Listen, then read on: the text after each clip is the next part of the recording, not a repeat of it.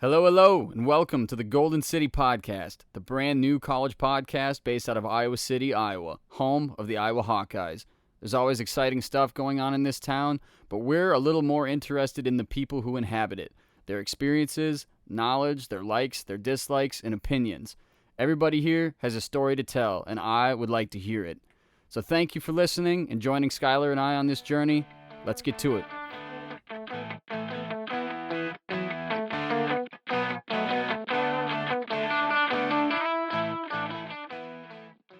Well, welcome back to El Dorado Daily Double.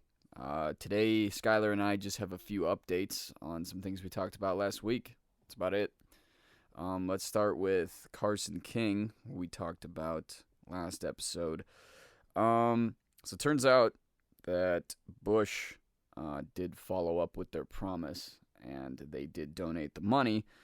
And it turns out that they raised nearly $3 million. Yeah, that's wild. That's on you guys. You guys all, I know you guys all donated. I did. Yeah. His Venmo is suspended right now, though. Yeah, I think he's done taking Don't Venmo donations him anymore unless you're just gonna give the kid money just because, you know. Well, if you're gonna do that, then hit me up on my Venmo. Yeah, he still needs beer money. Still needs beer money, guys. He lives in Ames, for God's sake. How funny would that be if next year he put up the same sign? And he's like, still need beer money. Yeah, I gave all my money to the children's hospital. Can I actually get the beer money now?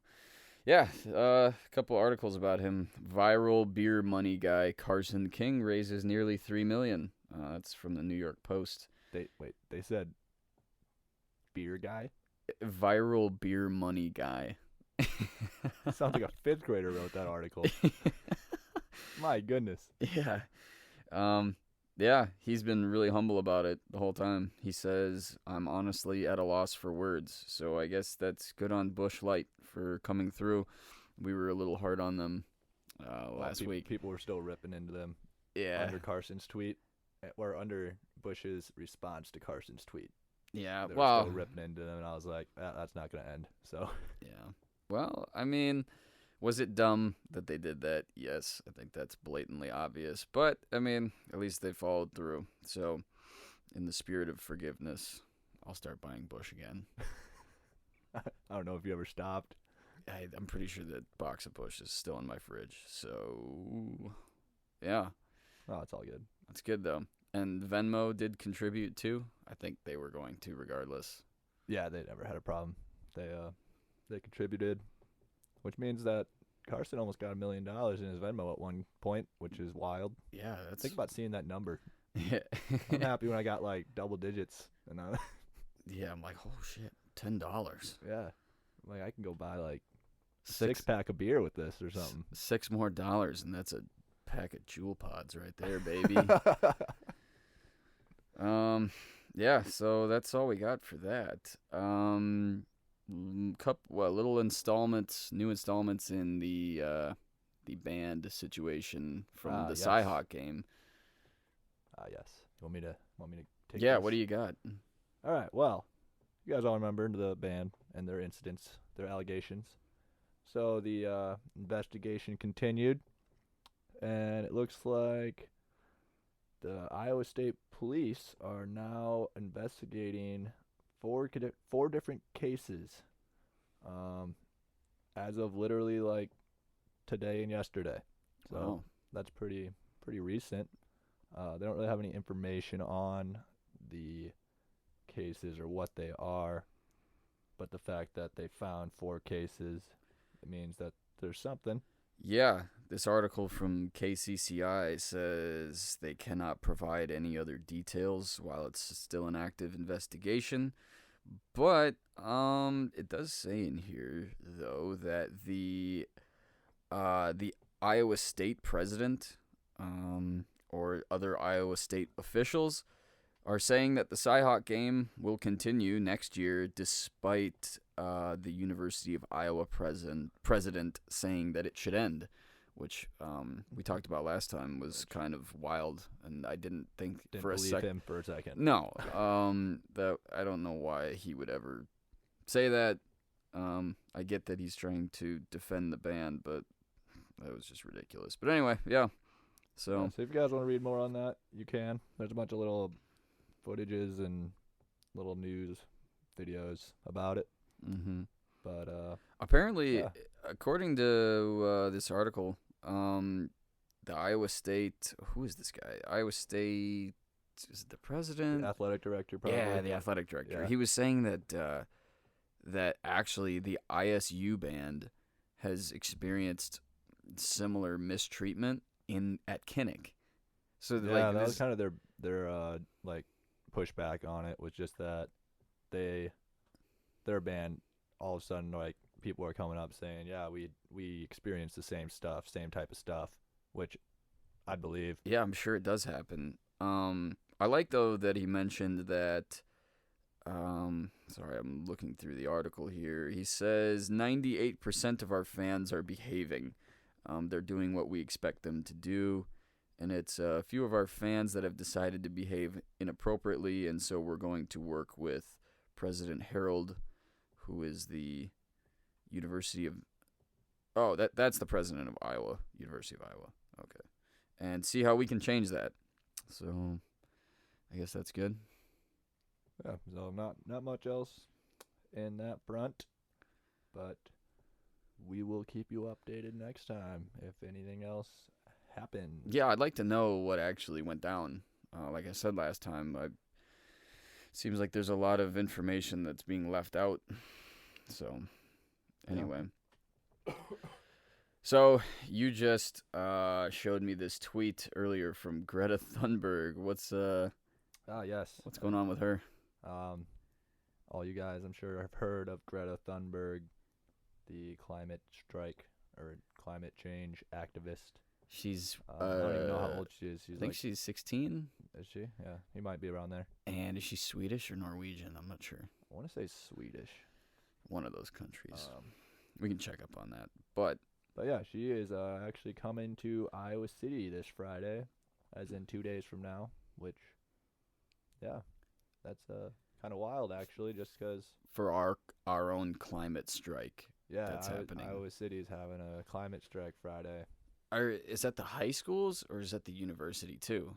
Because I'm assuming anyone who wants to go can go, but because something tells me, like, on social media, is more high schools and stuff, just because they're her age, I think. Yeah, I haven't actually heard of any colleges doing it, but like, this is Iowa. Well, it's also different too. If you don't go to high school for a day, what the hell are they gonna do? But I mean, if I tell my Spanish professor, "Hey man, going on climate strike," I'm not gonna be there. No estoy aquí. No voy a estar aquí. I mean, let's be honest, half the people at this university don't go to class on Fridays. So.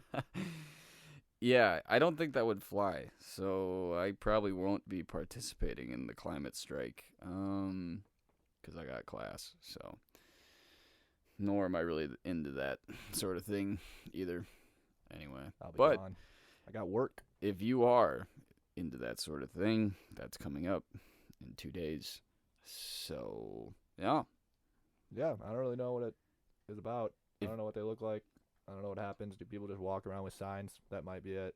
I'm sure everyone will stand by the Capitol building while she talks. Yeah. That's about all that happens in Iowa City when people come. They stand on the Capitol building and talk, and then everyone surrounds them. Yeah, that is usually how it goes down. She'll probably get up there and give her little spiel. We are in the beginning of a mass extinction. I think that's how it went. She's got some quotes. It was like that video of her talking at whatever. It was like a climate gathering of all the leaders. Yeah, that's where I saw her. It was that video. Dude, she said she's like almost crying. She was dropping bombs on everybody. Yeah, dude, she was dropping bombs. I was like, prop to her for being able to do it. I wouldn't be able to actually talk like that or speak in front of people, as people who have seen me present know. Yeah. It's funny. Right after that surfaced, one of the first tweets I saw that was about that was someone played a clip from the Simpsons movie when Lisa, the daughter, is like complaining to the town how they need to clean up their lake, and she's like giving this grand speech, and then like they release a paper a newspaper with the headline "Pushy Kid Nags Town," and they were comparing her to Greta Thunberg. That's horrible. I was like, That is horrible. I was like, y'all are way too quick with these memes. The internet's terrible. I It's a know. horrible place. Yeah, I got a laugh out of that though. Sorry, Greta. But yeah, that's other than that, nothing else really going on since last week. Yeah, I mean, October, spooky season. Spooky season is here. That is relevant news. It's alive and well. Me and Dave Man over here will be going to get our costumes soon. That we will. We will definitely be posting pictures, so you will see us. Don't worry. Yep, Skylar is going as Tommy Lee, the drummer from Motley Crue, because he happens to be a drummer himself and is the tall, skinny type. And I'm going as John Bon Jovi. So in the spirit of 80s rock music, Rocktober is here. Rocktober, baby. Right on. All right. All right. That was good. Let's roll in. Roll in.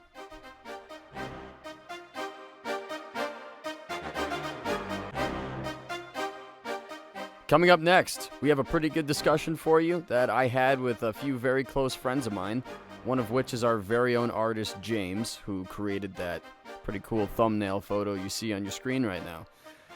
We talk about our enlistment into the National Guard and the Army Reserves, as well as our transition into the ROTC program here at the university, and what that's been like for us.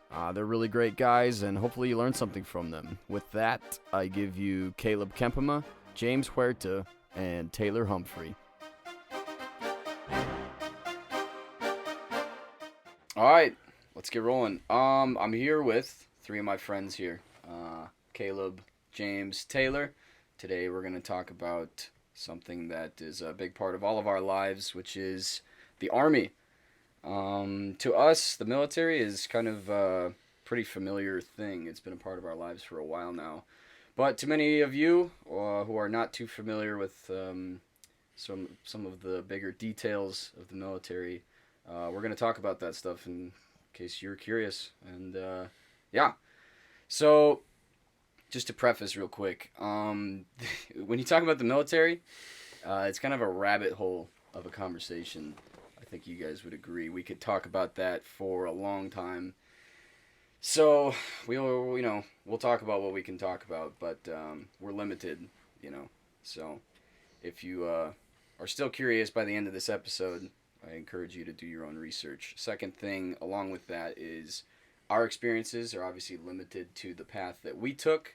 You guys are all in the National Guard. I'm in the Reserves. We're all in ROTC here.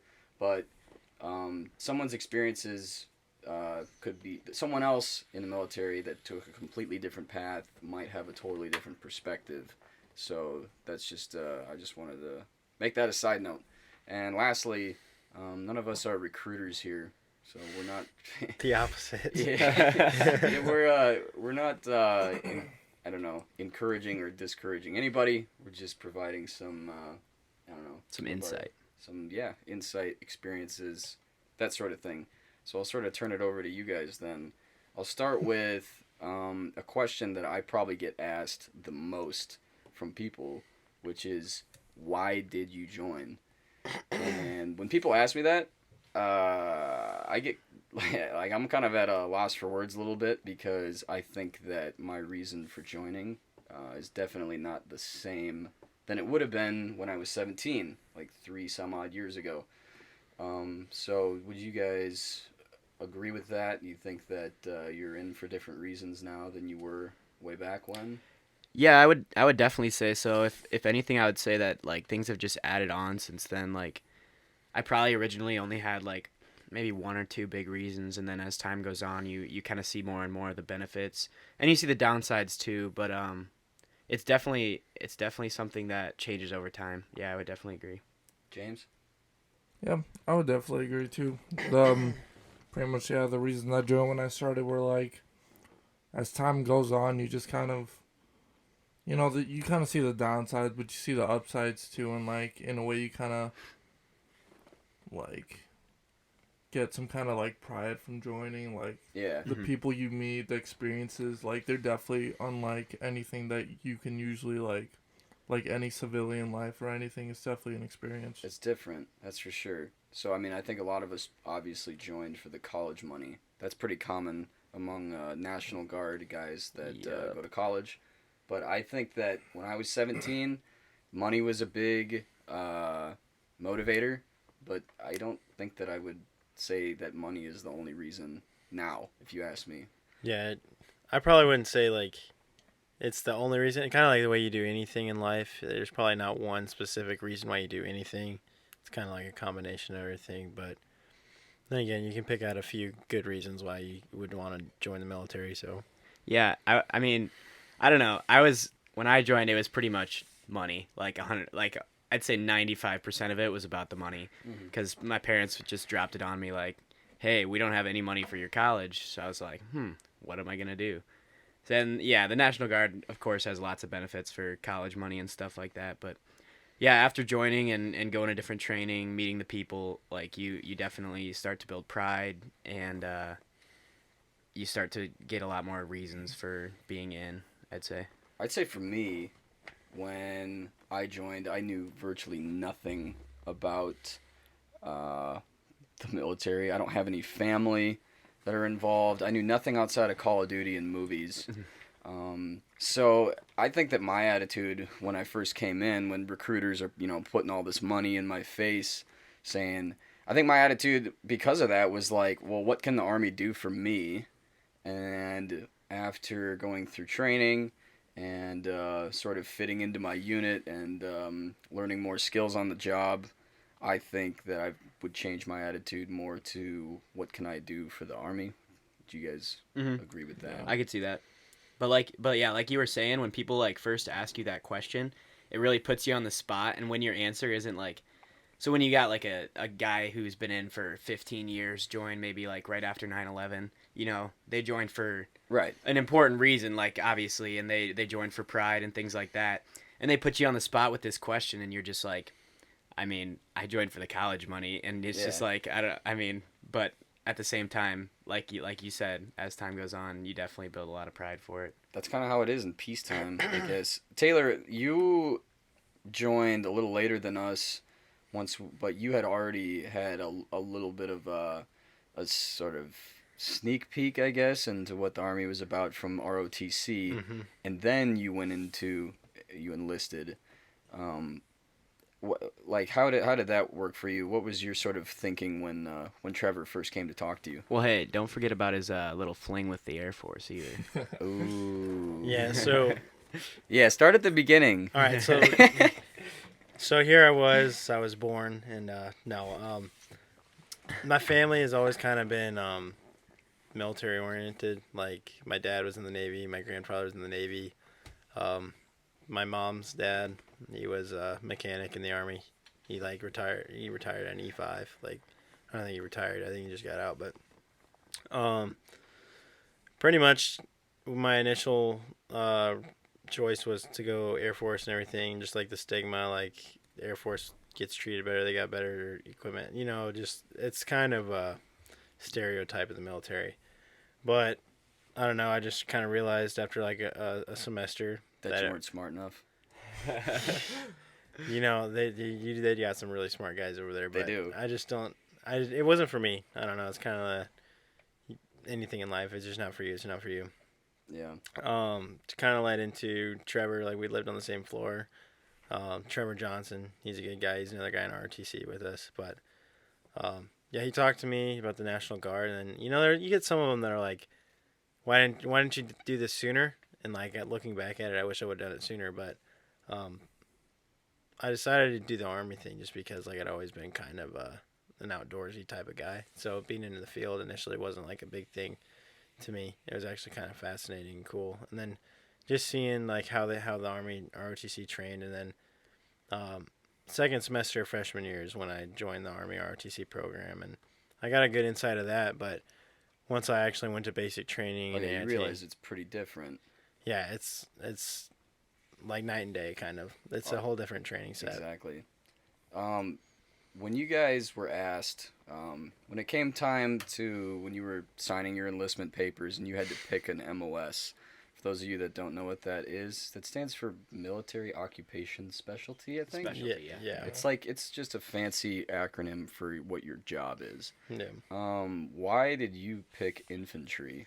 So when I joined the National Guard, I knew that I was going to be a cadet when I came back.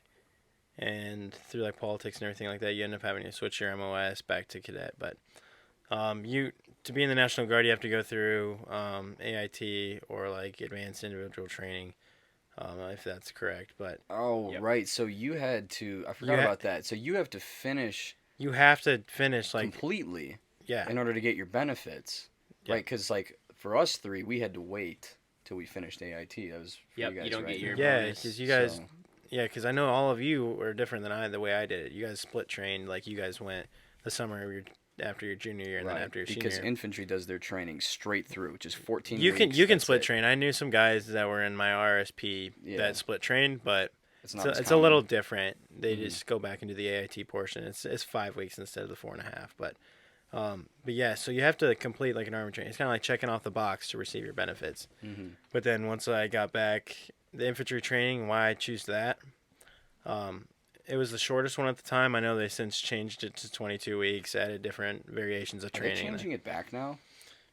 I haven't heard anything. I mean, Because the guys that had just finished infantry basic, OSIT it's called, when I was at Fort Benning last month, 2 months ago, they went through the 22-week one. mhm. So they were sort of the guinea pigs for the new. Yeah, when I got there, I was about like week 7 or week 8, and we met like the first company full of like new privates, and they showed up the day like during their shark attack. When they went through reception, they sat there for about a month.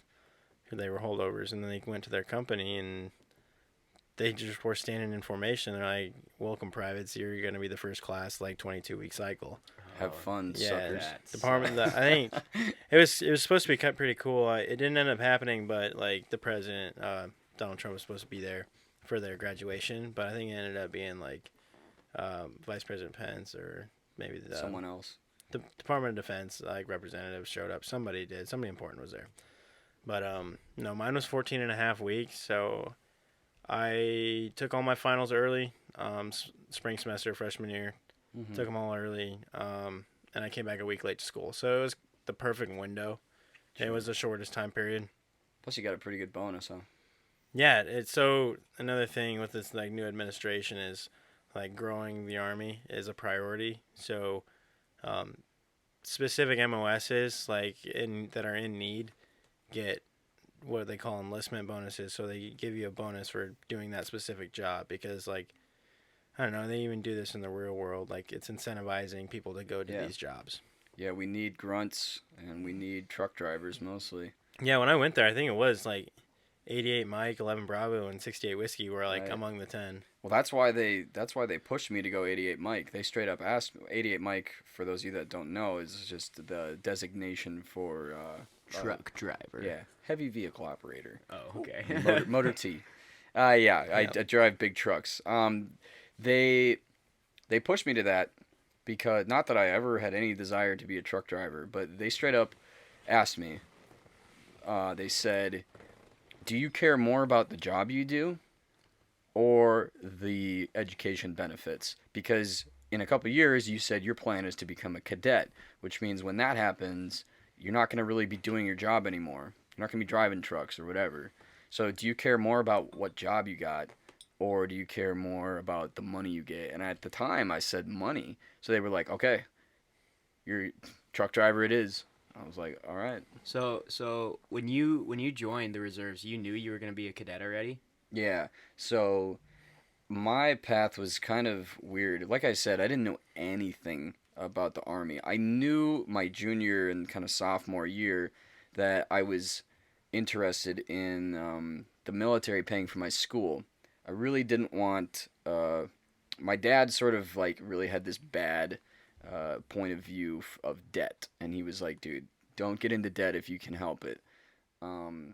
And that's a whole other story in and of itself. But my dad worked really hard growing up, and I didn't want him to pay for my school because I knew he would try if I needed him to. So I liked the idea of joining the Army and having them pay for my college. So I knew that ROTC gave scholarships and whatnot. So I did the sensible thing and I called an Army recruiter. Yikes. Yeah, that might that might not seem weird to all of you, but ROTC and Army recruitment, that is two different worlds. It's all about numbers. Yeah, I called up my Army recruiter. I didn't even know how this phone call was gonna go. I said, "Yeah, man, I'm interested in ROTC. Could you tell me a little bit about that?" He goes, "Yeah, man. Why don't you come on down and we'll talk about college." That's what he said. We'll talk about college. This guy is a staff Dirty sergeant dog. who was a helicopter mechanic. Okay, this guy didn't know dick about ROTC. But what he did know is that there was something called the simultaneous membership program, which is what all three of us do now, which basically means you enlist, you go to basic training, you become a private, and then once you join ROTC, which is a college program, then you become a cadet and you sort of do both at the same time. So that just seemed appealing to me. They kind of made it sound real good. They were like, "Yeah, no, getting this enlistment experience is going to be great for you as a cadet and an officer because people are going to respect you more because you started at the bottom." And I was like eating it out of their hands. We all did. We all did. Yeah. We all I was did. like, "Oh yeah, let's do that." I'm a junior, and the guy's like, "Yeah, I can send you to basic training this summer." And I was like, "That's a thing? What?" He was like, you got to be 18." He goes, "No." 17. Yep. Yeah. 17. They played us all. So I don't know. I was like, I told my parents, and they were like, "Oh shit," I at first was like, I was dating a girl at the time, and I told her, I was like, I don't think I'm gonna do it. I think I'm just gonna do ROTC like the regular way, which is just to apply for the scholarship and then start as a freshman. But I don't know. Within a couple weeks, I thought about it more and changed my mind.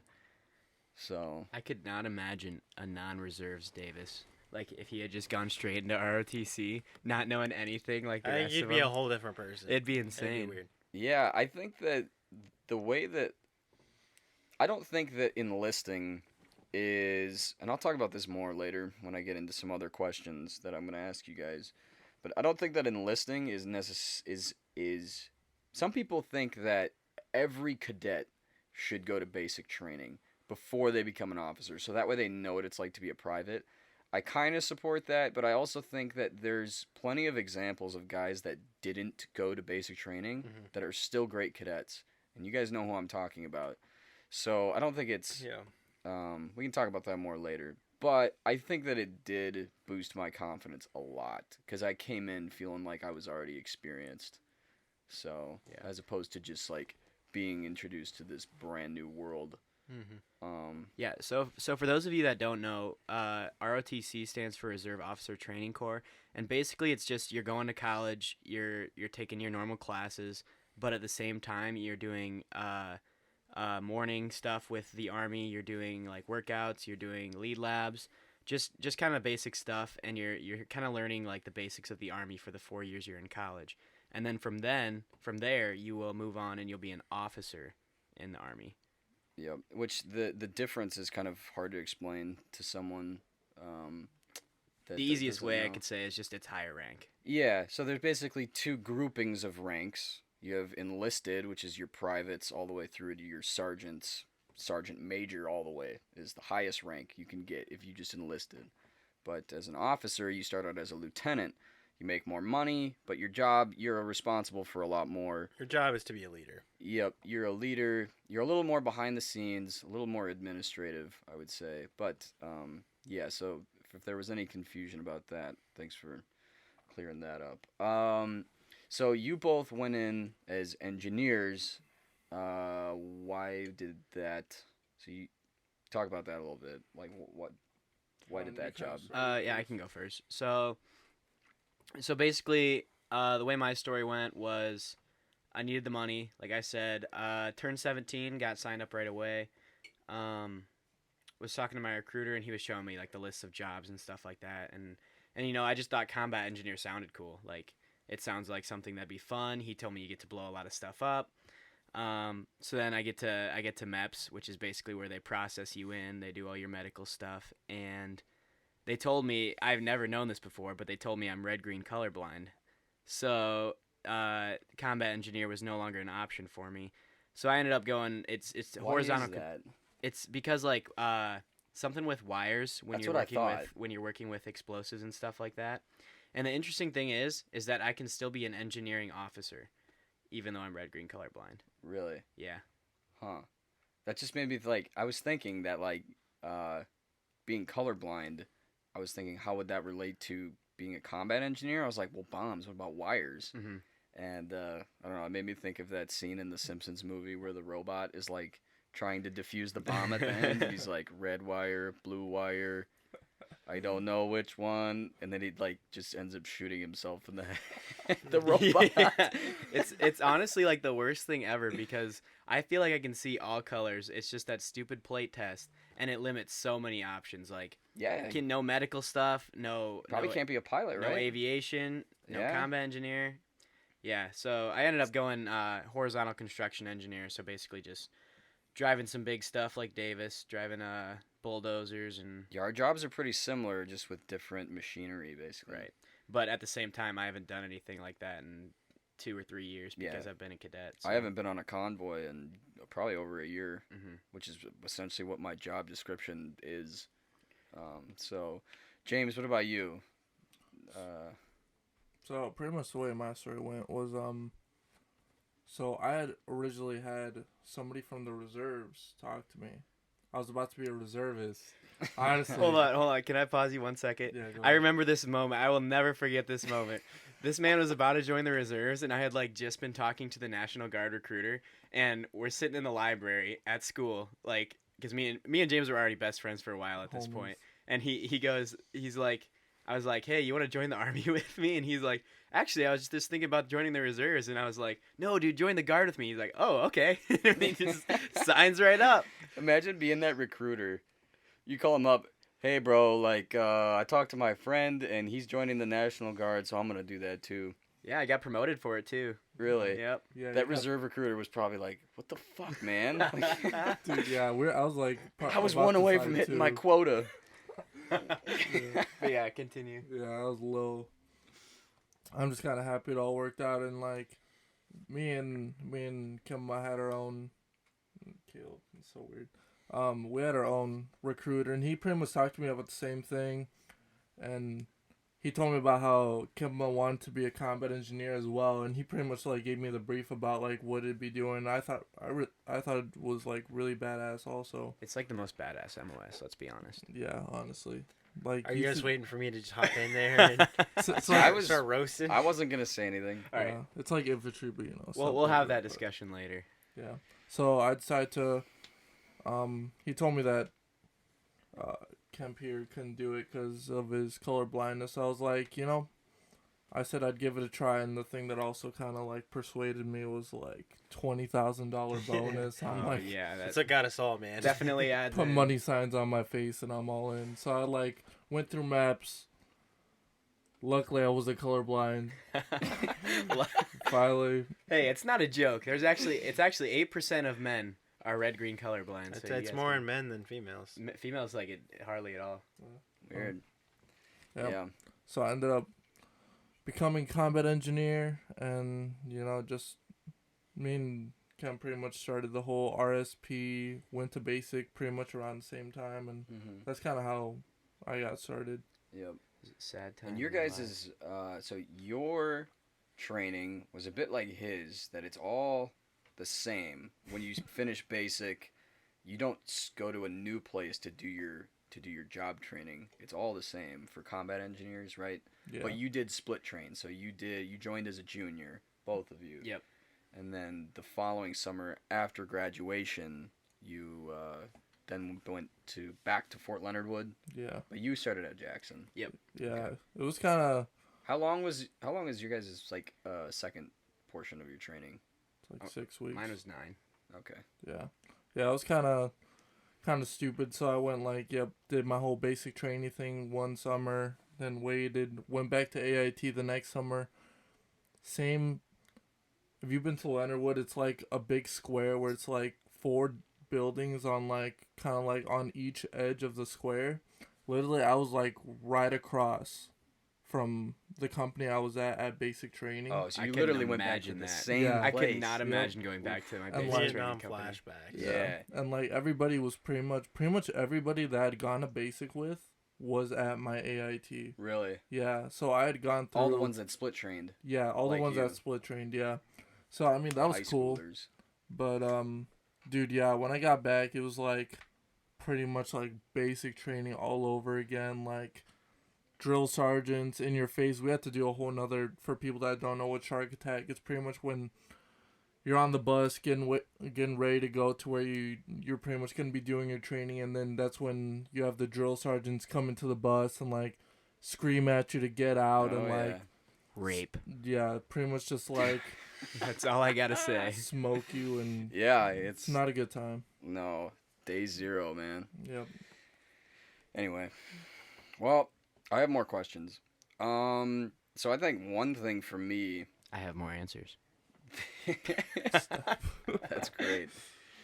I think one of the biggest things for me that's changed since I originally joined, when I look at like what kind of person I am now versus how I was then, is my attitude has changed. I think for the better, but even not just from when I joined, but even from when I first started ROTC, I think I've had changes in my attitude from just experiences and I don't know. Do you guys feel the same?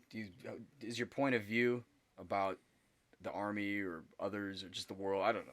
Like, Well, it could be, changed at all? you know, like they say, like bad times make the good times better. You know what I mean? So like Mhm. when you go through the sucky stuff, it's just like it makes everything seem easier yeah. in life. Yeah, I'd say like you could almost, once you get done with all of the suck per se, it's like you almost have pride that like you went through that kind of thing. Makes you feel a little tougher about yourself, like just kind of your self perception, like you were able to like get through something like that. I That- think it. Go ahead. That and just like the opportunities to learn to like lead, like even at basic training, like even if we weren't doing ROTC, even if I was just in Just the National Guard. just in my guard unit, like there's opportunities to lead all the time, and it really changes like your perspective kind of and gives you a lot of experience in that area. The thing that I think I got a lot out of basic training and being part of a reserve company is that you get put into situations that you're not prepared for all the time, and I think through that you sort of get hardened as a person. Like you can handle more shit, you can handle more responsibility. I remember when I became a platoon guide at basic training. It's the part of training where they start sticking privates in charge of all other privates. So I was sort of responsible for 60 people in my platoon. And you have the drill sergeants just hounding you all the time for just every step in the wrong direction you take, they're going to let you hear it. And I think at age 17, I had obviously never done anything like that. So after having that experience, I think that just sort of was like, I think it really molded me into a better leader, if that makes sense. No, I definitely agree, and it's nice to compare yourself to other college students who don't have that experience, because there will be times when, like, just in classes and things like that, that I'll just notice things like people are very timid, they are, like, people can't speak in front of people, like, publicly, and I think that, like, a lot of my experience in those areas comes from the Army. Like, that's stuff that I would not be good at if I wasn't. Yeah, I agree. I don't know, like I think even like ROTC side, I think Davis and I don't think we would necessarily like disagree, but when it comes to like being an SMP cadet, I think initially there's a lot more advantage to being already had gone through like basic training in AIT. So you already come in with like the basic Army knowledge that they teach you in that freshman sophomore year. Not just that. I think so. This is how I sort of describe the difference between ROTC and enlisting, as we did. to people that don't know the difference. I would compare ROTC, like if you just go fresh into ROTC, you know nothing about the Army. That's sort of like learning a new language in just like it's like taking Spanish for the first time ever. And so obviously a language takes a long time to learn. There's a lot to know, and even, 5-6 years in, you still may not be fluent compared to someone who's a native speaker. But if you go to basic training first, that's sort of like dropping yourself off in a foreign country with no knowledge of the language and just forcing yourself to learn it. That's a great And you're going to analogy. pick it up That's a probably lot how I do. faster. Yeah, that's how I explain And it. it's just going to be, you might not even understand certain aspects of the language, but you can speak it anyway just because you were forced to sort of learn it. It's sort of ingrained in you. I don't know. That's a great analogy because it's that when you're in that basic training environment, it's everything. It's your entire environment. Like ROTC, it's All day, basically every like going day. to college. You know. Uh-huh. Yeah, it's like a completely different culture. Just kind of like compared to your civilian life, it's literally like night and day. I like your analogy with like just being dropped off at another country because it's literally like the way you speak. Literally, like Army does a bunch of like acronyms Yeah. and stuff like that. They even like to this day, I'm like, Still learning new things. Oh, Oh, so dude, learn these there's things. thousands of acronyms. You that could never you will learn them all. never learn them all. Every time I hear a new acronym, I try to puzzle it together. I'm like, all right, what are we doing? I The li- letters. I what- like to what does that joke sound to like? Skylar that the military basically takes things that are completely normal and have regular names, and then they just give it some long, fancy, like, Oh yeah. what do they call that? Nomenclature. Yep. That's the word. Some big, long, fancy word, and then it's too long to say, so they just slap an acronym on there. That's the It's a paperwork biggest thing. truth I've ever Yeah. heard in my life. like the DFAC is short for the dining facility. You know, we call our uniforms OCPs because operational camouflage pattern is just too long. It's I mean, like, Like I said, it's probably just because it saves ink. That's Yeah. probably how the Army works. Yeah. but I don't know. That's how they like to do things. Yeah, Um, that's only like one of the aspects too. There's also like food. Like I'd never eaten an MRE before I joined the Army. there's another acronym for you. Yep. Meals ready to Oh, eat. Meals ready to eat. For I think a people. lot of people know what those are though. Yeah. So pretty It's much weird, A like- meal in a bag. Yeah, I find it so surprising. Like before, some people on like the civilian side, they're all like, "I love MREs." Like every time me and my dad go camping, we get an MRE, and I'm like, Oh, don't You- get me started on that chili mac though. you won't catch me eating one like in the field. dude, the Exactly. funny thing is how people argue about which MRE is the best, and I'm like, okay, let's not forget that they all suck. Yeah. None of them are Which good. one But sucks in oh, dude, comparison? It's like the hash brown MRE is gas. It's like no, I mean Kinda like, is. yeah, when you're hungry, it's like less shitty than the rest of them. I It's- guarantee you, Village Inn's hash browns are fucking way better than that. Yeah. Well, I'm it's just saying, like when you're like eating nothing but MREs for such It's a all long period relative. of time, it's like, all right, this chili mac really slaps right now. Then again, Yeah. yeah, it's like you got to find the good and the bad, like you said earlier, Kemp. yeah, I want to try the new pizza one. I heard it's terrible. I've never tried I've it. heard so many bad things already. Is it basically like a Lunchable? Probably. That's what I was thinking. Is it like a piece of bread where you pour the sauce on and spread the cheese? I don't think I would enjoy that. Everything is made to last like 10 years. Wow. Those things are expensive too. Like if you just want to buy some, it's like, You can sell them on eBay for like $8 a pop. yeah. Really? Why would you want to buy? I haven't. them? I haven't looked into that. No. Yeah. Well, all right. One other thing I wanted to talk about that is something that they don't really tell you when you go to enlist. They tell you all the great things that the Army can do for you and what you're gonna get out of it, but what they leave a lot of things out. And I think that the biggest thing that I just did not account for was how big of a time sacrifice, even being part-time is. Like, obviously, if you're active duty, you're sacrificing your whole life for that allotted time to go be a full-time soldier. But for us, I mean, you wouldn't think, they tell you it's only one weekend a month, and then there's some things a couple weeks in the summer you got to do. But I mean, I've had to miss out on a lot of things, and I'm sure you guys have too. Yep. Yeah. No, yeah. Especially, I mean, now it's not terrible with the 1 weekend a month, 2 weeks a year. It's manageable. But when we first joined, just missing that summer in between my junior and senior year, missing out on football, girlfriend, things like that, it really sucked. It was not fun. When I went to AIT, I had to leave. They gave me a date, and I missed out on state soccer. Like that really sucked. Yeah. It's not like it's a commitment, because it's like certain things when you on the civilian side, you have a choice. Like, you can do this or you can do this. But the Army's like, you're going now, and you have no choice. You're going. You don't really, yeah. I mean, I remember this was not that long ago. A friend of mine invited me to, was it the Luke Bryan concert? This was back in Minneapolis. And I was like all ready to go. I mean, I don't go to a lot of concerts, so this was going to be pretty cool. And then I looked at my drill schedule, found out drill that weekend, Mu to 8. Like, we were going to Fort McCoy to go shoot. And I was like, nope, not going to the concert. Can't go anymore. Yeah. And it happens all the time. Yep. Because there's always something you want to do on the weekend, and then it's just like, oh, I feel you. drill that weekend. Yeah, I think that's a lot of the Army in general is you got to plan 6 months ahead if you can.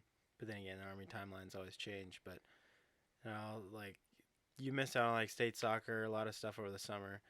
Family vacations are, like, a common thing. Like, you miss them.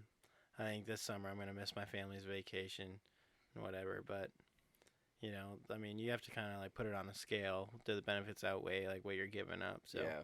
And the other thing is, if you're trying to actually be successful in the Army and like rise in the ranks, you're going to be doing more training than just your original basic training and advanced individual training. You're going to be trying to go to different schools, and that's going to take up more time in the summer. And so it's definitely a bigger time commitment than they make it sound like when you first join. The 1 weekend a month, 2 weeks a year, you don't think that 1 weekend's going to be 4 days. Yeah. Or they don't tell you that. 4 days straight of cleaning weapons. Or that This is not what I signed up for. Yeah, the 2 weeks in the summer actually turns into 3 weeks because your unit's going pre-mob in the next 12 months. I specifically remember my recruiter basically described basic training as if it was just like, oh yeah, dude, you just go shoot some shit, throw some grenades. It's really all it is. That's what that man said. And like, I got there and I was like, what in the fuck? Like, this is, did I get to shoot and throw grenades? Yes, but that part sucked too. Even the cool parts, oh my parts God, that you get it's to the most do stressful thing still ever. suck. Want to know why? Because the first time I ever went out to go qualify with my M16, it was 105 degrees in Oklahoma, and I could barely even see because the sweat was dripping in my eyes. Like, I was like, this is fucking stupid. I completely agree. Yeah, you throw it like you're like, oh, I get to go throw grenades, but you don't realize there's a guy breathing down your neck, and if you slip up in the slightest, they tackle you. Yep. And like, they're throwing you on the grenade. Oh yeah, they were threatening to break people's arms. That was like. Oh yeah, it's fucked. Because you get into the little pit, the bunker, and the safety is like this close to you, just a couple inches away, and watches you like a hawk to make sure you do everything properly. Yeah. And they tell you, if you decide that you want to pull the pin, but then you get nervous and you decide not to throw it, they will take your arm, put it over the ledge, and they will bash that shit until you drop it, and they don't care if they break your arm, which is wild. If you're holding the spoon, you pull the pin, you're holding the spoon. If you even see your finger flinch, your hand's getting broken. I remember the guy that I was doing, like, I did everything. It's not that hard to, pull a grenade, but like when I pulled the pin, it didn't come out right away. I kind of had to give it another tug, and the guy was like, twist. "What the fuck are you doing? Like, come on!" And I'm like, Dude, I'm holding an explosive. Like, could you just chill?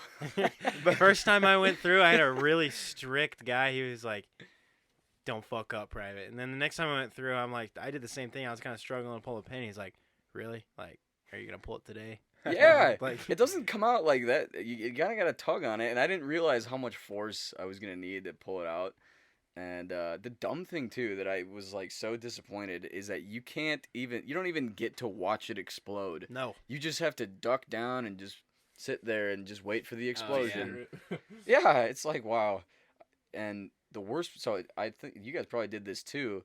We went by platoon and they filed us into this like lean-to tin shed roof that was stuck into the yes, side of a dude. big hill. Yep. And they filed 60 of us motherfuckers in there. Oh yeah. Just snaking it. Nut to butt, shoulder to shoulder. People Yeah. were falling asleep standing up. Like, Same shit. That was me. and you just sit there, so uncomfortable, so hot, and you just boom, tink tink tink tink tink tink tink tink. Yeah, and you can't even. I wish they would have had like a window or something you could see. but No, that's- you just stand there, and the ground shakes every like minute, and then you take one half step forward.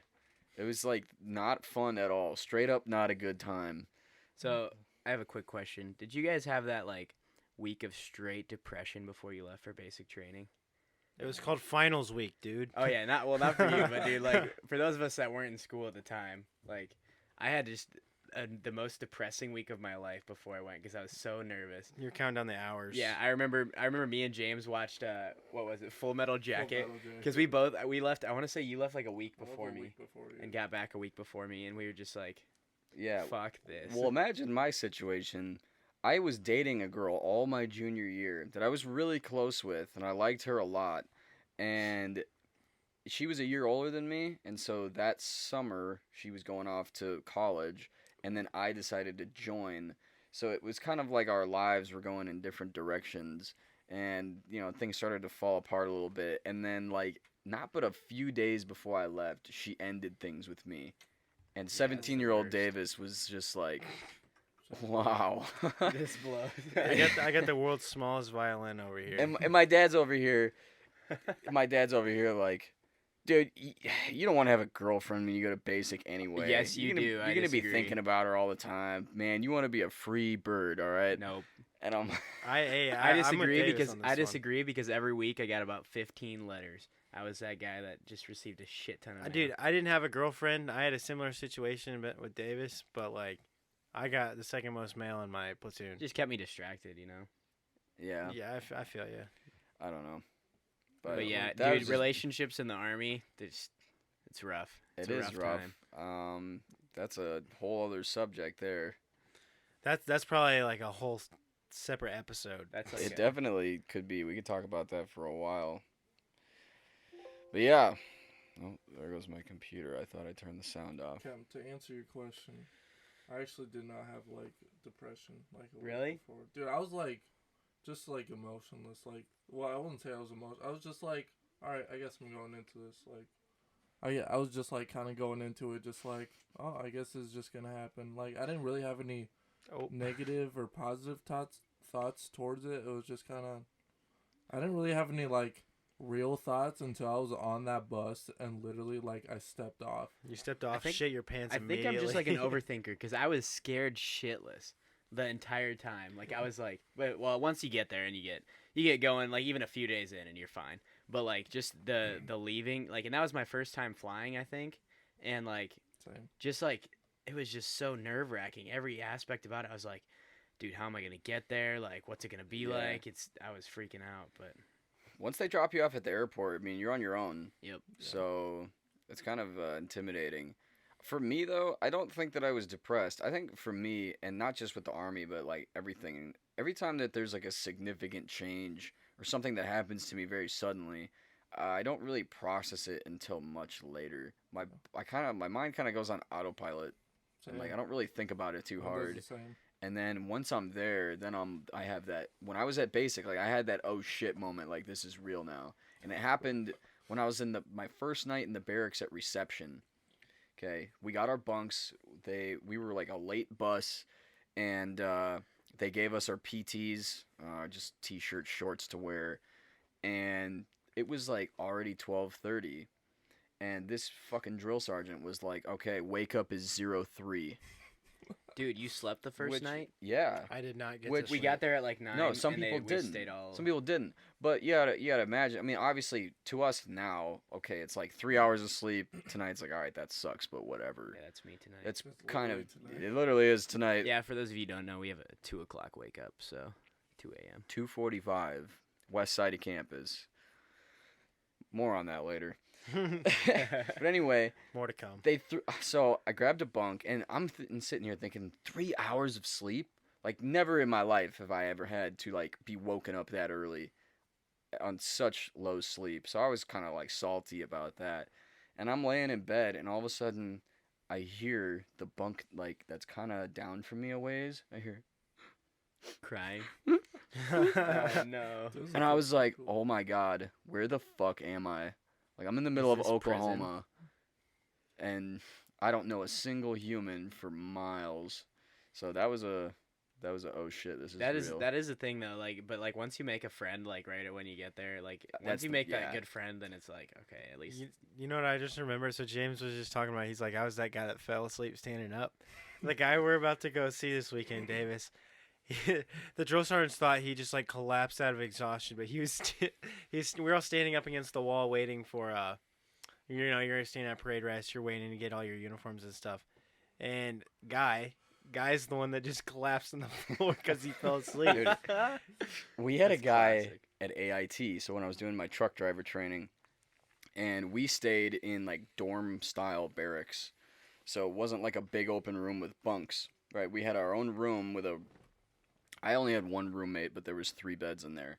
So at night, like, we would have to stand outside of our door. I'm sure you guys had this too. Yeah, total You line. did. You guys maybe not because I had a big bay. right, because you didn't have But any. you guys still did toe the line in the bay, right? Yeah, we had a kill Yeah. zone. Yep. You put your toes on the line. But so we stand outside our rooms. They come to make sure that we're there. And we had this dude that I swear to God, he had narcolepsy, and he slept walked. And so he was a couple doors down from me. And I remember we were standing out there waiting for our platoon sergeant to come check us off. And this dude, I can see him over there. He's asleep, standing up with his head just. And we were all laughing about it. And then I turned around, started talking to some people. And then I turned back around, and he was right there, right in front of me, just still asleep. Like, he had traveled Oh my god. like 15 feet or 20 feet all the way over to me and was just like right there. And I was like, I woke him up, and he looks around so confused, like, Dude, how do bro, they where let, am I? How do they let him in the army? I must not know. Oh my gosh, because I know people have gotten denied for that. Yeah. No, yeah, if you sleepwalk, they do not like that. No, yeah, because what if you're on watch or something like that and Exactly. you just fell asleep? No, he was so confused. He was like, bro, how did I get down here? And I was like, you walked. Dude, we had a guy in my class that would sleepwalk. He would hop up. He was sleeping in a sleeping bag, and he would walk around. And at one point, that was just one time, he was walking around in his sleeping bag, like shuffling. And then one night, we had 3 guys doing fire guard. We're like, why do we have 3 guys? Because normally it was 2. He's just This guy was sweeping the bay, sleepwalking. And we were like, dude, what are you doing? And he was like, his eyes were like halfway shut, and he was just kind of like, almost looked like he was snoring, but walking and sweeping at the same time. It was the funniest thing ever. We Nice. never had any sleepwalkers. We did have a bedwetter in our bay though, and there was one corner in our barracks that always just smelled like piss, and it eventually became a problem. I think he ended up getting medically disqualified for it. Oof. Dude, there would always be like a couple people, because they would always at like basic and AIT, they would always tell us like, drink water all the time. You're gonna pass out, Oh, get yeah. heat, become a heat casualty, and like they would make us be pounding water all the time. But And the then you thing have is, to piss. they would never let us piss. Oh my like, god. There were a couple people that would end up just like peeing themselves literally during training just because they had to pee so bad. Yeah. Oh, man. We had a drill sergeant that would like walk up to us and be like, you go up, stand parade rest, and he'd be like, what private, what, you gotta pee? Yes, drill sergeant, I gotta go to the latrine. All right, yeah.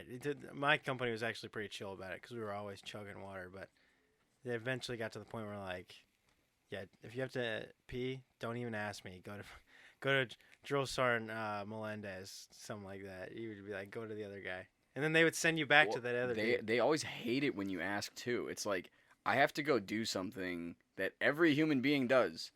Everybody pees, and they're just like, oh fuck, really? You fucking You kidding gotta me, piss? Private? But I remember God. we had this one drill sergeant who was hilarious, and we were out doing the land navigation course. He wasn't my drill sergeant; he was one in a different platoon.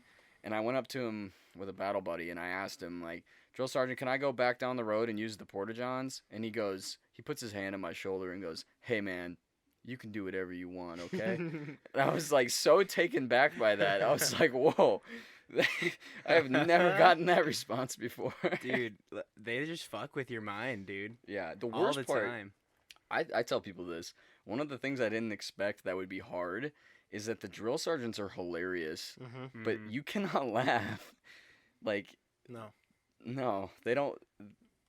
We had one guy, that same guy, would say something funny, and if you laughed, he'd be like, why the fuck are you laughing, Private? That joke wasn't for you, it was for my friends. Exactly. Yeah, every time we got caught laughing, eventually got to the point where like me, Guy, and another guy, Murray, he'd call us smileys. Every time he would always joke with us, and we'd smile and laugh, and he'd be like, all right, every time I see you smile, just get in the front leaning Just rest. fucking drop. Just get in the front leaning rest and stay there. Eventually, it became the joke. Like, he would try to get us to just laugh, and he'd be like, all right, get down. It was funny. We had a drill sergeant where so me and my battle buddy go up to him and we tell him like, hey, this drill sergeant told us we could ground our gear. Is that okay? And it was our senior drill sergeant. He's like, which drill sergeant told you that? And obviously I knew not to call them by their name because they're gonna fuck you up if you call them by their name. Oh, they do not like that. So Their name is drill sergeant to yep. you. So I go, it was that drill sergeant over there. I pointed to him, and he's waving at the senior drill sergeant, and he's like, sorry, I don't see him. What's his name? He's trying to bait you into fucking He was like, up. what's his name? And I was like, is it okay if I say his name, drill sergeant? And he's like, what is your drill sergeant's name? And I said, drill sergeant Hand, senior drill sergeant. He's like, 8 count push up, go. Dude, Yeah, they no do that. choice. Like, what They am I do that supposed- all the time. They ask you questions that no matter what you answer, you're fucked. Yeah, Like, just let me there's go fuck myself. I think they're just bored of their job Hey, sometimes. They so they're have just a like, very let The me job have some sucks. fun. So the job they is need to have very fun. demanding, and they need to find their own fun. We experience that right now with a certain non-commissioned officer in our Iowa ROTC program who likes to play games with us, and we like to joke that the only response we really have to this guy is, well, I guess I'll just go fuck myself. No matter what you do, you're wrong. You never know with Exactly. him either. Like He- sometimes he'll be the nicest guy, and then the next second, oh fuck me. Like when he was ragging on Taylor for his mustache, and he It's was, and you were like, well, it's in regulations, and he goes, yeah, you know what else is in regulations? Getting 180 on the PT test, Yeah. which is the minimum It's the- score. for Doing the those bare that minimum don't is not know. enough in the Army, I guess, but having a mustache and He was like, never in my career have I ever had a Joe have the audacity to even attempt to grow a mustache under my command. Just thought I'd let you know that. They didn't even try. he talked to me about it today. He's like, hey, Humphrey, where's your mustache? Because he had just shit on Trevor. He's like, Trevor, or Johnson, that mustache is disgusting. And he looks at me, he's like, where's your mustache go, Humphrey? And I'm like, you know, one thing led to another, and I just had to get rid of it. He's like, good, I hated it. And I'm like, I might grow it back just because you said that. Classic. But yeah. Oh man.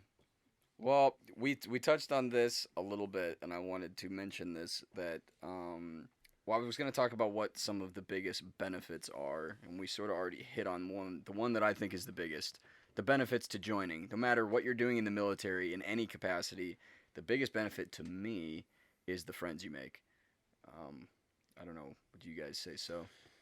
Honestly, yeah, I probably wouldn't be sitting here. I mean, I might be acquaintances with Skylar, but, like, I really didn't know Kemp, James, or even you. You were just the douchebag that lived on the floor, but... Oh yeah. Comes up, starts We're like, vaping in who everybody's is faces. this guy? But yeah, But yeah, I probably wouldn't be here. I wouldn't know any of you guys if I didn't. It's very true. You do make that. a lot of close friends, and even some friends that it's been 3 or 4 years since I've seen them at basic training. I'll still talk to them on Instagram every once in a while, and like we're still pretty close. I and got stuff friends like that. all over the country that I haven't for seen sure. for years, and it sucks. But I think Logan just got home. But yeah, but like you could meet up with them, and you'd still be like, you could just bond, just like because you go through the stupid shit together. So like, it's like You're living with those guys for an extended period of time. Yeah, you become better friends Yeah. that way. And You see them every single day, sun up. they're sun the down. only source of entertainment Oh, for sure. in a world that just sucks constantly.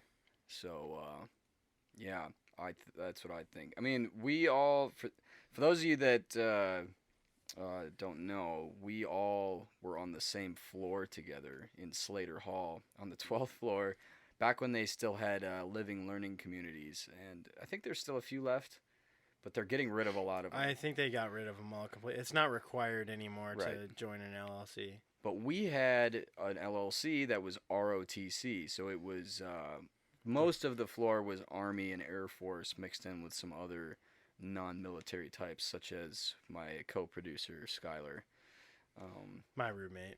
members of the 1st Civilian Division. First Civ Div. But Pour one out for Dylan Monahan. yeah, and when I tell people about that, about what our floor was like, I straight up tell them it was like being in a barracks. Again. Kind of was, except for Michael was always there. Our RA, Michael, was a little bit of a stickler. But He was that one guy in the Bay that was like the Bay mom. that yeah, you always always like avoided. the PG that was like. You always avoided, but you still told the cool stories. He could have fucked us over so many times though, but But there was also times where he didn't have to, and he still did. Like yeah, that's true. when James and Taylor were just kind of rolling around in the hallway one time, and it's like, nope, policy violation. Yeah, we racked a policy violation. I still have scars from that dorm. Skylar got off probation not that long ago. Trust me, I've been in the office a few times. Yeah. What happened? So this happened in the fall when I wasn't there. But Trevor and who was it? Ben Zott, they tased each other. Yeah, Oh, Bailey had yeah. a stun gun, and they're like, "What does it hurt?" And she's like, "Try it." So they were taking turns, like tasing each other. They both gave consent. They were both in mutual agreement about it. They just wanted to see what it felt like. Yeah, but here's another thing: is like, dummies put it on Snapchat, Yeah. threw it on the story, and then there's always one narc on the floor that was like in the Civ Div, and they would show Mike. The sift. It's probably me and James's neighbors who kept reporting us for being too How many loud. times did we have cops on our floor? A couple. There It was was. a few. It got to the point where I wasn't surprised. Yeah. It's like, Yeah, oh, it's like, oh, geez, there's a cop on something's the going floor. on again. Oh yeah, the amount of times I'd walk back in drunk, like trying to like walk as natural as I could possibly do. Walk by Mike just I was like, okay. plastered. And for Act- some reason, act normal. we come back from the bar, a couple of freaking freshmen. We come back from the bar, or a party, or wherever we were, on the floor. Probably 310.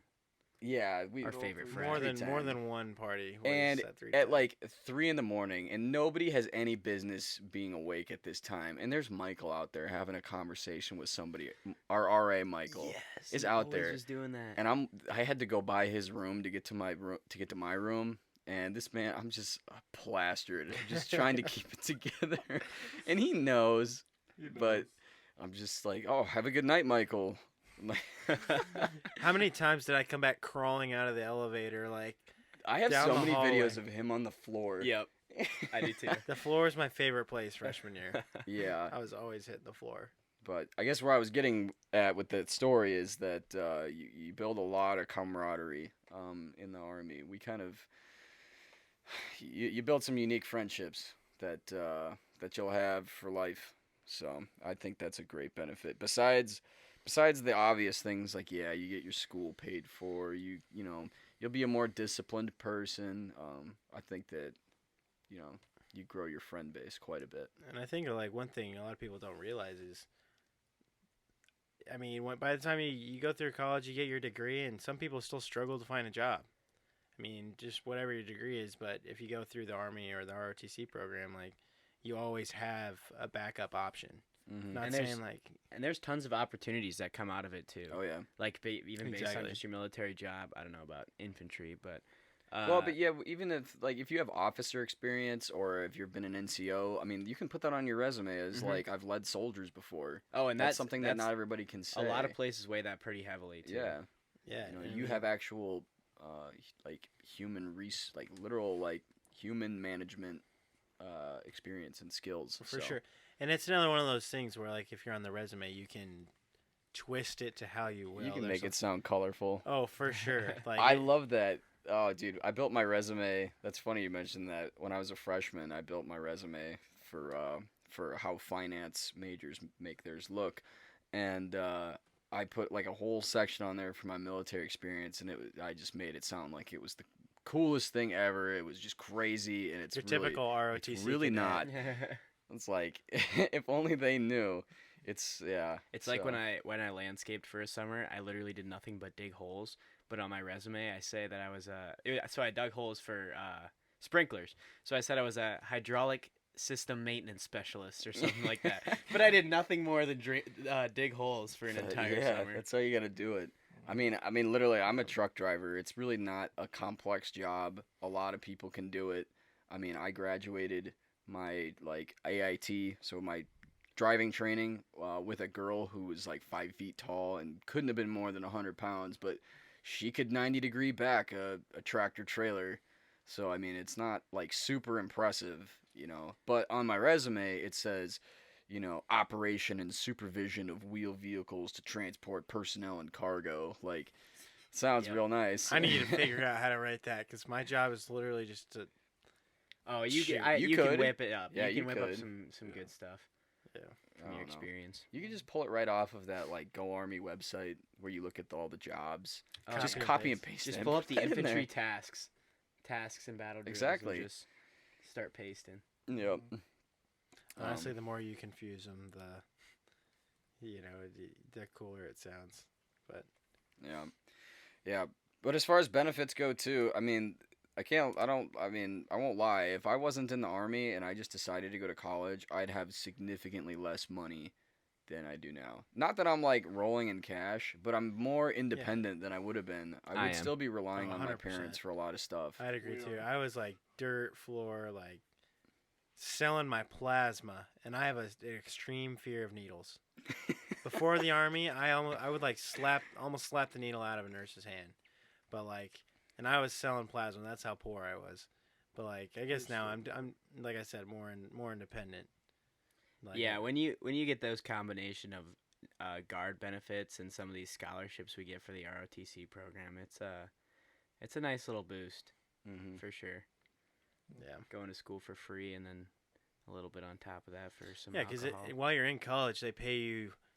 It's like a part-time job. I mean, obviously you're doing your obligation to the program and your contract, but they pay you while you're doing it, and then add the money on top of that from drill every month.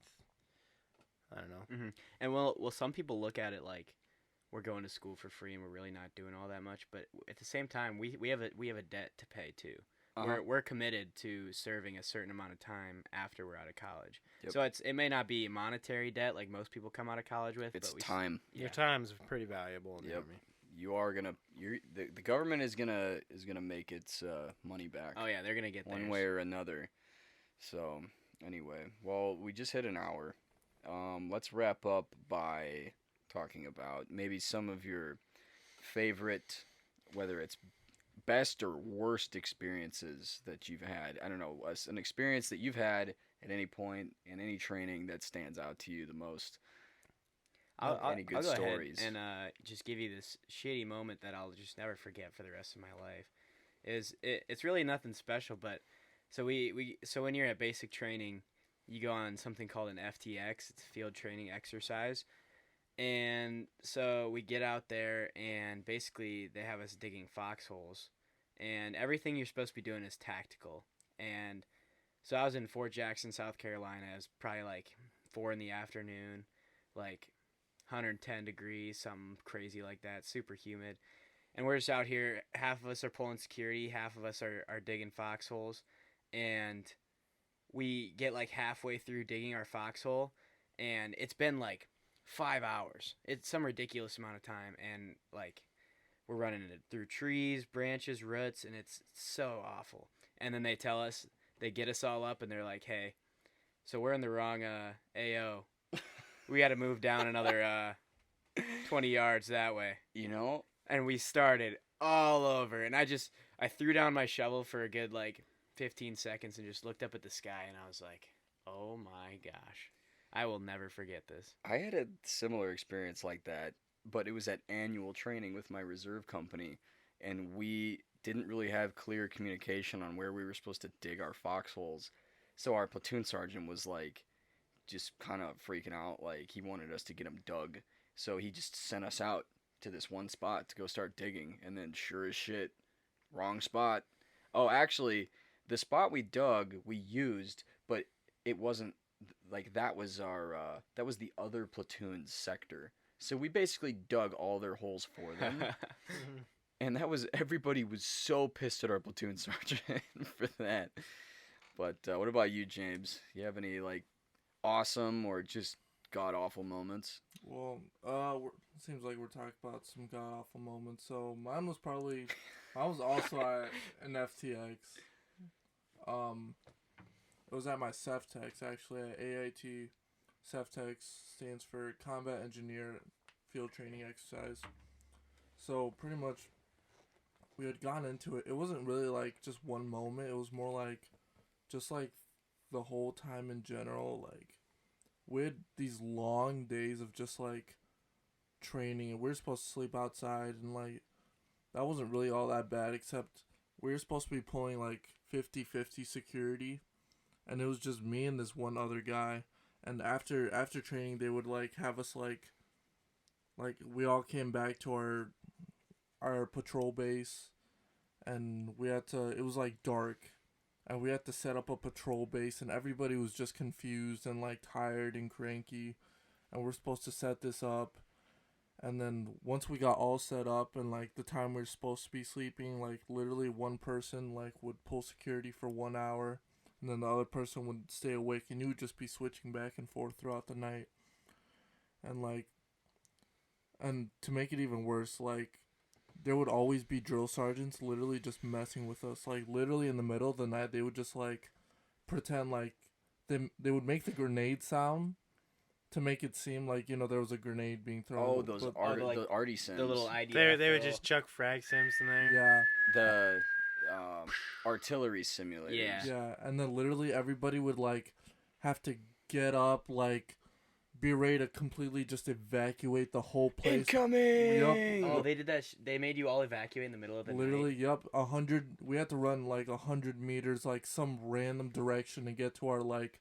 It's like an area that Call we have out to the be 3Ds. at. Yup. Yeah. In case like something were to happen, and then we would just be doing that throughout the night, and like we'd be coming back from training late. This was like at a span of like 1.5 weeks, and like we'd be coming back from training late, have to wake up early as heck, like 5-4 in the morning, and I just got like such little sleep. I was running off like 2-3 hours of sleep, and if you're in the army, like literally, for me, that's probably sleep deprivation is probably one of the hardest things. Oh, at training? Yeah. For real. It's not, yeah, it's terrible. Yeah, and like knowing that it's just so it's such like weighs down on you so much, knowing that you're gonna have like very few hours of sleep and then wake up to do a whole day of training to just repeat the whole process. So for me, it was pretty much just like, Yeah, those mornings where you get out of your sleeping bag and you're like, you want nothing more in that moment than to go the fuck back to bed, but you have to get up and you got to perform. yep. You got to be, you know, accountable and contribute.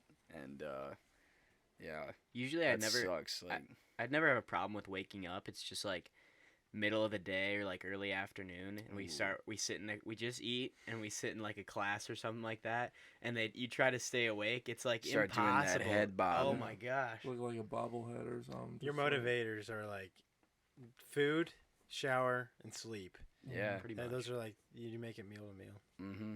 And when you start taking those things away, people start to get pissed. Yeah. And then now you have to sort of, you know, collaborate with everybody and, you know, and still work together as a team, but everybody is just got a shitty attitude. So then someone snaps at you or whatever, and now you got that problem to deal with. Yeah, half the people on this planet struggle to get along with each other as is, and then Now you throw some sleep deprivation in there. You take 5 hours of sleep away. You everybody give them half suddenly the amount turns of food. into an asshole. Mm-hmm. Yeah, I would never know anything about that. of course not. If anybody didn't notice, Davis needs his coffee pronto. Don't even speak a word. Do not speak to my man Davis in the morning if he hasn't had his coffee. I almost killed Taylor once when we lived together.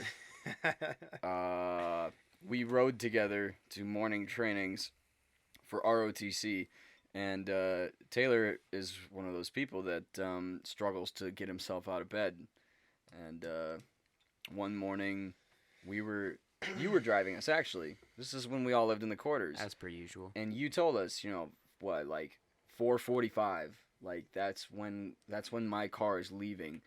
And Taylor lives on the second floor along with Skylar. I'm on the first floor. I get up, I start getting ready. I got my uniform on. I'm ready to go. And I haven't heard Taylor come downstairs yet. And it's,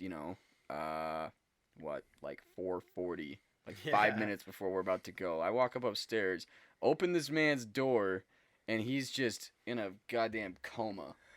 Just passed Of course he is. out. Every time. And he heard me come in, and he sort of rolled over, and I almost about tore his head off.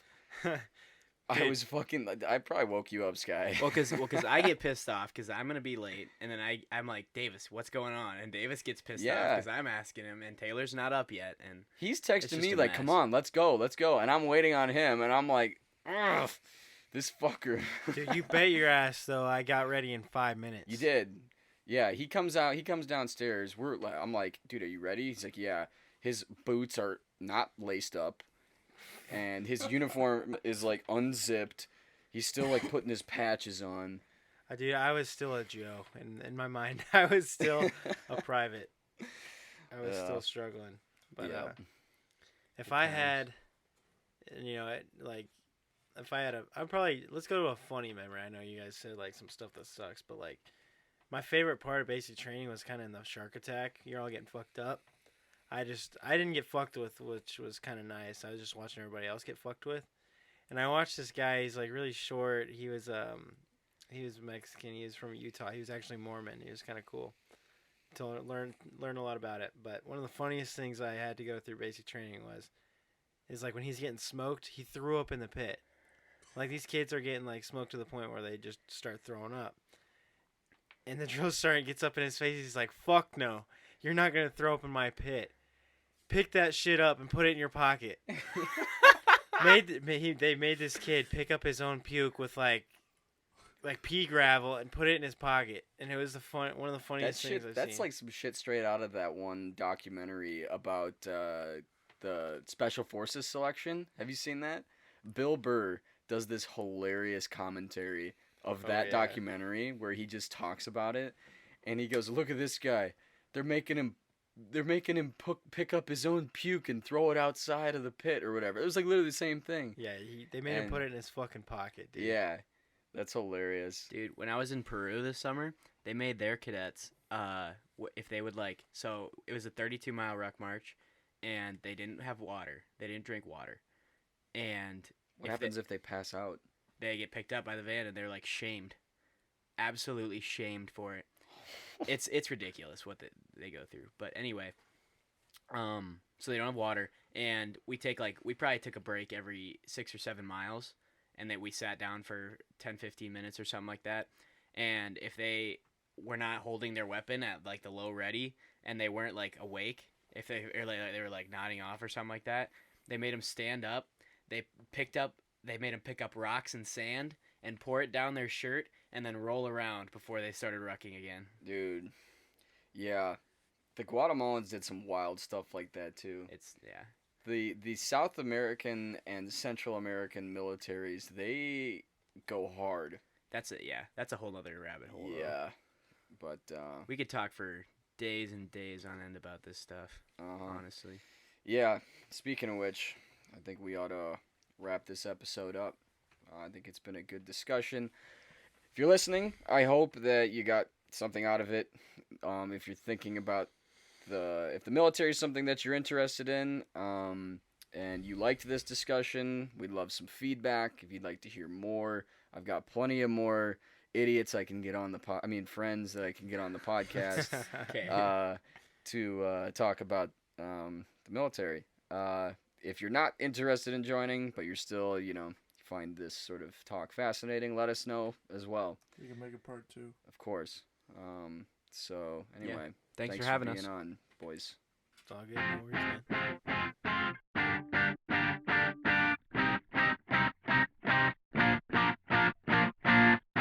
And that's a wrap for our second episode.